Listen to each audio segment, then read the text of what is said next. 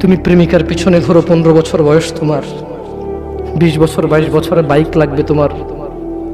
তোমার বাবা বিয়ে করা সত্ত্বেও সে তার যৌবন কাটাতে পারেনি তার বউয়ের সাথে, মানে তোমার মায়ের সাথে, তোমার জামা কাপড়ের ব্যবস্থার জন্য।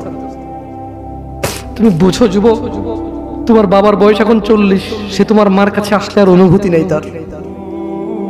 তার শক্তি কমে গেছে।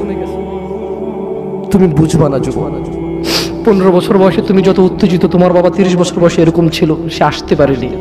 তুমি পড়বা বলে, তোমার স্কুলের ফি লাগবে বলে, that much he loves you. তোমার বাবা তোমাকে এত ভালোবাসে। জি, তোমার এই খারাপ বাবাটা যে তোমাকে বাইক নিয়ে দেয়নি, তুমি নষ্টামি করো, মেয়েদের পিছনে করো, মোবাইল রিচার্জ করে দাও মেয়েদের, তোমাকে যে ডেইলি 500 টাকা করে দিতে পারে না। এই লোকটা যদি 60 বছর বয়স পায়, তার জীবনের 20টা বছর, সে এমন 20টা বছর, যে 20টা বছরে সে হাড় ভাঙা পরিশ্রম করতে পারত, করছে, তোমার মায়ের দেখা সে পায়। এমন মূল্যবান যৌবন 20টা বছর দিয়েছে, 50 বছর বয়সের দেশে আসছে। তুমি বিয়ে করে বউ নিয়ে আলাদা থাকো, তুমি বিয়ে করে শ্বশুর বাড়িতে যাও, তোমার বাবা দেশে তো আসছে, তার যৌবন আর নেই, তার ওই সুখ স্বাচ্ছন্দ্য আর নেই। তোমার যৌবন তৈরি করেছে তার যৌবন দিয়ে। এই মুহূর্তে কোটি টাকা দিলে কি সে যৌবন কিনতে পারবে?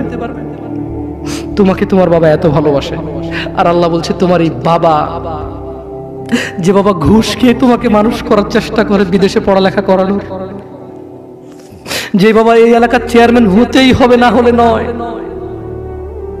এতগুলো মানুষের দায়িত্ব নিচ্ছে, অথচ সে নিজেও জানে দায়িত্ব পালনে সে ব্যর্থ হবে, শুধু তোমাকে R15 কিনে দেওয়ার জন্য, শুধু তোমাকে বিদেশে পড়ানোর জন্য। এত মূল্যবান, এত আদরের বাবা। আল্লাহ বলছেন যে ইউবাসসারুনহুম ইয়াওয়াদ্দুল মুজরিম, ও মুহাম্মদ সাল্লাল্লাহু আলাইহি ওয়াসাল্লাম, আপনি সেদিন দেখবেন অপরাধী এই মানুষটা যে এত বোকা, ছেলের জন্য এত কিছু করেছে হারাম ভাবে, হালালের ধার ধারে নাই, হারামের ধার ধারে নাই। জি, আপনি আপনার ছেলেকে ভালোবাসছেন, শুধুমাত্র অপরাধী হয়ে মৃত্যুবরণ করার কারণে আপনি আল্লাহকে বলেন, ইয়া আল্লাহ, আব্দুল্লাহ রে নাও, জাহান্নামে ফেলো, আমাকে ছাড়ো। এই ভালোবাসা ছেলেকে বাসবে? এই ভালোবাসা বাসবে? ইন্না লিল্লাহি ওয়া ইন্না ইলাইহি রাজিউন।